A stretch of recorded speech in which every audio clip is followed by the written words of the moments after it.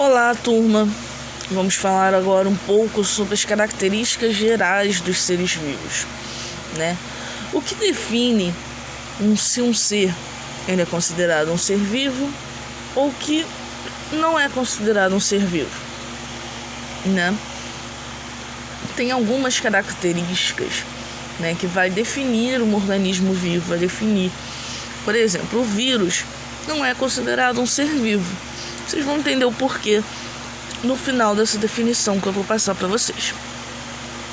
Todo ser vivo, ele vai apresentar determinados tipos de substâncias químicas, né? O carbono, o hidrogênio, o oxigênio e o nitrogênio. Além desses, ainda são encontrados fósforo e enxofre na sua composição química. Essas composições químicas, elas vão formar células. O que são as células? São unidades funcionais da vida.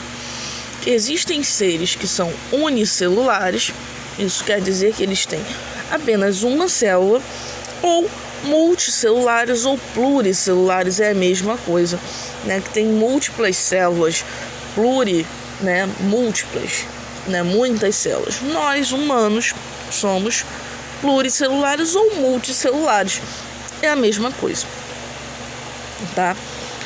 E essa unidade funcional da vida, né? Ela é capaz de realizar determinadas funções. Então ela vai possuir uma membrana que vai selecionar o que entra, o que sai da célula. Ela vai possuir um núcleo.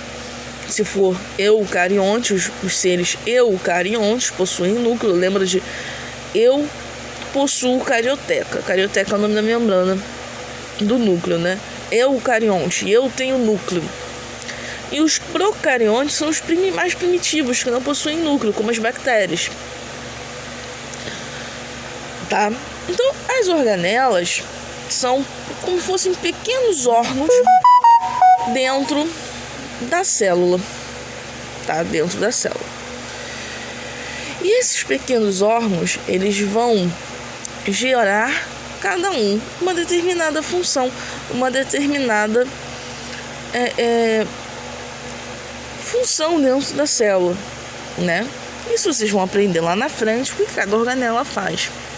Mas vocês precisam entender agora como funciona o que é uma célula. Todo ser procarionte, ele não é pluricelular. Todo ser procarionte, ele é unicelular. Vou fazer uma comparação básica para vocês entenderem. Imagina que nós estamos na escola e eu chego para você e falo: aluno tal, né? Eu preciso que você pegue um livro, esse livro de matemática, né, para mim. Imagina que todos os livros que estariam na biblioteca não tem biblioteca. Os livros estão pelo chão, pelo pátio, pela quadra, pela cantina, pela direção. Estão todos espalhados. Você vai demorar muito tempo para achar o livro de matemática que eu te pedi, certo? Agora você imagina que tem uma biblioteca organizadinha, com os livros separadinhos por matéria, em cada estante, em cada prateleira. Eu chego e falo: aluno, preciso que você pegue o livro de matemática para mim. Você vai lá na biblioteca, na estante de matemática, vê qual é o livro e traz para mim muito mais rápido, concorda? É o que acontece com o ser procarionte e com o eucarionte. O procarionte, ele não possui núcleo. Se ele não possui núcleo, o material genético dele fica todo solto por dentro da célula. E aí você tem uma demora maior para achar aquele conteúdo. E o material genético, né, o DNA daquela célula, ele vai ser necessário porque ele é como se fosse um grande livro de receitas, com toda a receita de como fazer todas as partezinhas da célula e de como cada partezinha vai funcionar. Então ele é como se fosse um grande livro de receitas. Quando você tem um ser eucarionte, que está tudo organizado dentro de uma do núcleo como uma grande biblioteca, você acha as coisas muito mais fácil. Então você acha os livros, entre aspas, mais fácil, de forma mais fácil. Isso facilita para você conseguir trabalhar e produzir cada pedacinho da célula vai saber exatamente como funcionar, porque a informação está mais fácil ali. Uma vez que essa informação está mais fácil, consegue, né, o ser, ele pode evoluir para ter múltiplas células, ter mais de uma célula. Quando não tem o núcleo, que essa informação do DNA fica solta ali, né, toda bagunçada, dificulta que tenha mais células. Então, todo ser que não tem núcleo, ele não vai possuir mais de uma célula. Ok? Vocês explicando assim com esse exemplo para vocês entenderem bem, né? E cada pedacinho desse da célula, né? Cada organela vai ser responsável por uma parte do metabolismo. O que é o metabolismo? São reações químicas que vão acontecer no ser, seja um ser unicelular ou pluricelular, que vai simplesmente gerar energia.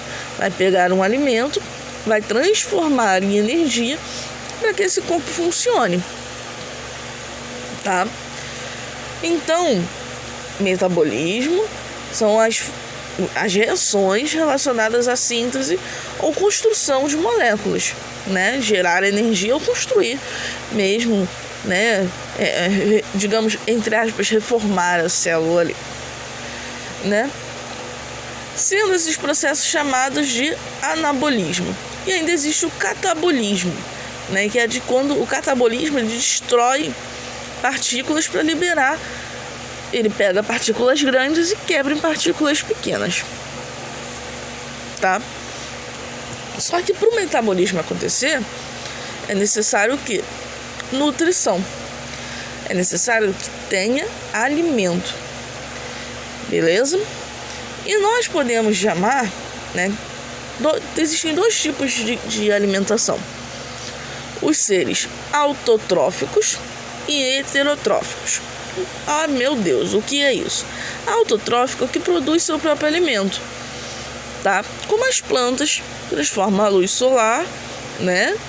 Com a água do solo, transforma aquilo ali e gera a glicose necessária para a planta se desenvolver. O ser heterotrófico, ele busca o seu alimento, né? É o animal que ele vai caçar, né? Que ele vai buscar o alimento na natureza, a bactéria que vai buscar o seu alimento no meio, tá? Ele não vai produzir o seu próprio alimento. O autotrófico, ele é autossuficiente, ele produz seu próprio alimento, como no caso das plantas pela fotossíntese. Outro fator muito necessário é a reprodução. A reprodução ela vai acontecer de forma sexuada ou assexuada. Bactérias, por exemplo, elas crescem, se dividem em duas e fazem duas iguais. Mas também existe a reprodução sexuada, que junta o espermatozoide com o óvulo, né, o gameta masculino com o feminino, e gera um novo indivíduo. Capacidade de responder a estímulos, né, o que a gente chama de irritabilidade.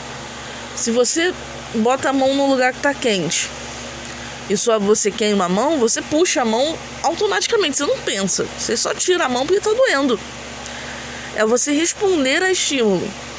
Se você está com fome, você vai buscar um alimento para se alimentar, porque você está respondendo o estímulo da fome. Entendeu? E evolução. Todo ser vivo, ele sofre uma evolução, né? Charles Darwin, ele disse uma coisa muito interessante, que o mais forte ele sobrevive, o mais apto, né?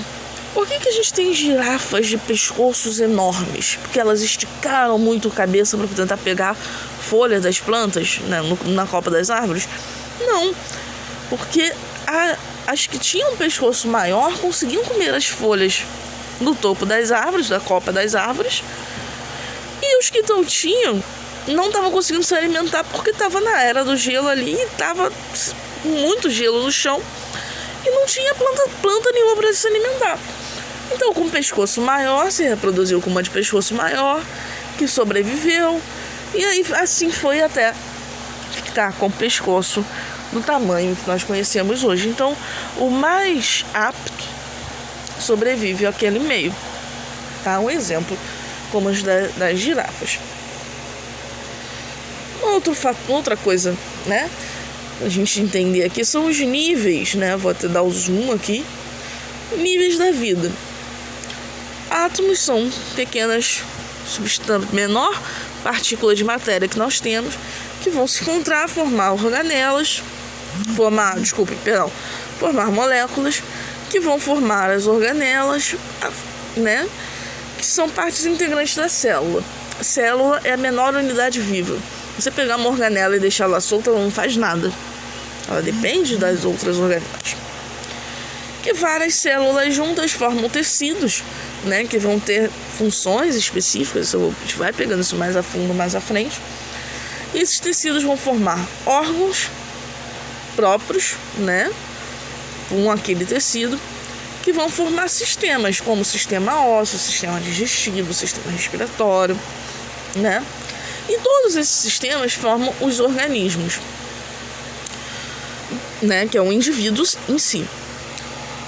Vários indivíduos desse organismo vão formar uma população. Então, por exemplo, tem 30 macacos pregos. 30 macacos pregos. Esses 30 macacos vão formar a população de macacos pregos. Mas na região que tem essa população, tem só macaco prego? Não, tem formiga, tem gambá, tem mosquito, tem mosca, tem N coisas. Tá?